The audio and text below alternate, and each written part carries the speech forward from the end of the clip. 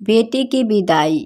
शादी के बाद विदाई का समय था। सुरभि अपने माँ से मिलने के बाद अपने पिता से लिपटकर रो रही थी। सुरभि को रोते हुए देखकर वहाँ पर जितने मौजूद लोग थे सभी के आंखें नम हो गई थी। फिर सुरभि अपने छोटी बहन के साथ सजाई हुई गाड़ी के पास जा रही थी। दूल्हा मोहन अपने खास मित्र विशाल के साथ बातें कर रहा था। विशाल बोलता है, यार मोहन, सबसे पहले घर पहुंचते ही किसी होटल में जाकर बढ़िया सा खाना खाएंगे। यहाँ तेरे ससुराल में खाना खाने का मज़ा नहीं आया।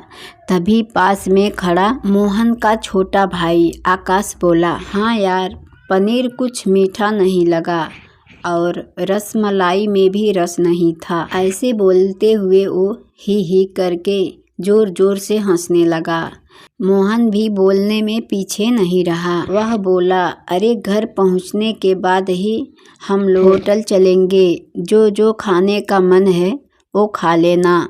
मुझे भी यहाँ खाने का मज़ा नहीं आया। रोटियाँ भी गर्म नहीं थी। अपने पति के मुंह से यह शब्द सुनते ही सुरभि जो गाड़ी में बैठने जा रही थी वापस मुड़ी और भागकर अपने पिताजी के पास गई। फिर जाकर सुरभि अपने पिताजी के पास बोली, मैं ससुराल नहीं जाऊंगी पिताजी, मुझे ये शादी मंजूर नहीं है। ये शब्द उसने इतनी जोर जोर से बोली सब लोग हक्के बक्के रह गए और सब लोग नजदीक आ गए। सुरभि के ससुराल वालों पर तो जैसे कि पहाड़ टूट पड़ा। मामला क्या था यह किसी को समझ में नहीं आ रहा था। अभी सुरभि के ससुर रामलाल जी ने आगे बढ़कर सुरभि से पूछा, लेकिन बात क्या है बहू, शादी तो हो गई है, विदाई का समय है, अचानक क्या हुआ कि तुम शादी को नामंजूर कर रही हो।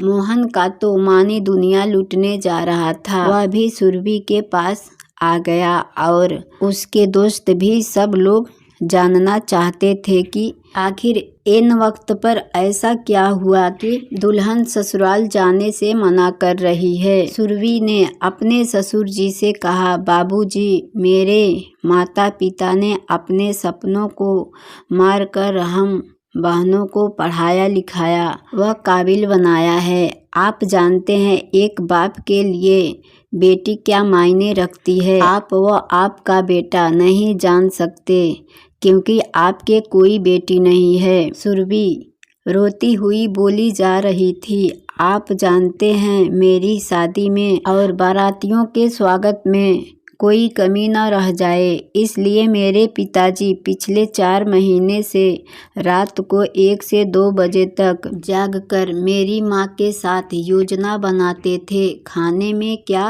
बनेगा, रसोइया कौन होगा। पिछले 1 साल से मेरी माँ और पिताजी ने कोई नए कपड़े नहीं खरीदे ताकि मुझे किसी चीज़ की कमी ना हो। मेरे माता पिता ने कितने सपनों को मारा होगा, ना अच्छा खाया ना अच्छा पिया। बस उनका एक ही ख्वाहिश था कि मेरे शादी में कोई कमी न रह जाए। और आपके बेटे को रोटी ठंडी लगी, उनके दोस्तों को पनीर में गड़बड़ लगी और मेरी देवर को रसमलाई में रस नहीं मिली। इनको ऐसे खिलखिलाकर हंसना मेरे पिता के अभिमान को ठेस पहुंचाने के समान है। तब सुरभि के पिता ने रोते हुए बोला, लेकिन बेटा इतनी छोटी सी बात। सुरभि ने उनकी बात बीच में काटी और बोली, यह छोटी सी बात नहीं है पिताजी, मेरे पति को मेरी पिता की इज्जत नहीं। रोटी क्या आपने बनाई है, रसमलाई पनीर यह सब केटर्स का काम है। आपने तो दिल खोलकर अपने हैसियत से ज़्यादा खर्च किया है। कुछ कमी रही तो वह केटर्स की तरफ से। आपने तो अपने दिल का टुकड़ा गुड़िया रानी को विदा कर रहे हैं।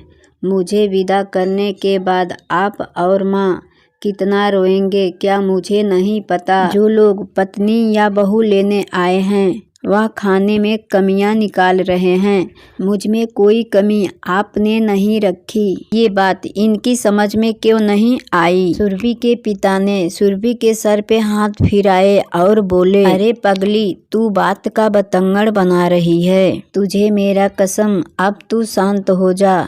मुझे तुम पर गर्व है कि तू मेरी बेटी है, लेकिन बेटा तू इन्हें माफ कर दो। तभी मोहन ने सुरभि के पिताजी के हाथ पकड़कर बोले, मुझे माफ कर दीजिए बाबूजी, मुझसे गलती हो गई। ऐसा बोलकर वो रो पड़ा। तभी रामलाल जी ने आगे बढ़कर सुरभि पर हाथ रखा और बोला, मैं तो बहू लेने आया था, लेकिन ईश्वर ने तो मुझे बेटी दे दिया और बेटी की अहमियत भी समझा दिया। मुझे ईश्वर ने बेटी नहीं दिया, शायद इसलिए क्योंकि तुम्हारी जैसी बेटी मेरे नसीब में था।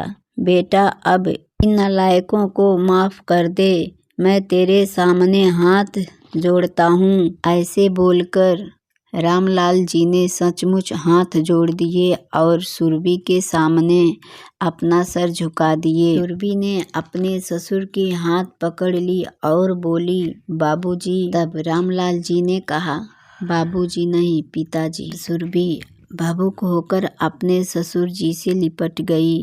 यह सब देखकर सुरभि के माँ और पिताजी भी बहुत खुश हुए।